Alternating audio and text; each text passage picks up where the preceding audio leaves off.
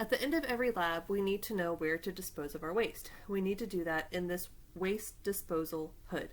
You'll notice in my hood here I have two plastic carboys, one for aqueous waste, one for organic waste. And then underneath the fume hood I have a white bucket that's labeled for solid waste.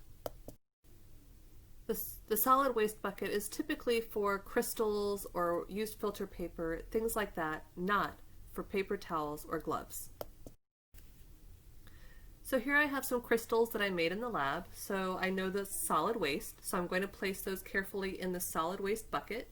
And once I'm done with that, I'm going to screw the cap back on the bucket to make sure the fumes stay inside, and then I can go ahead and wash my glassware as normal. If you have liquid waste, that needs to be disposed of in the fume hood, so all of the fumes stay in that hood.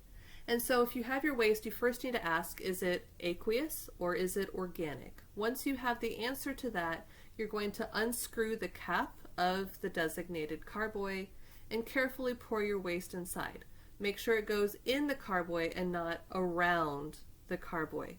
You might then need to wash the flask or beaker with a small amount of water or acetone to make sure as much of that contaminant is inside of the waste carboy.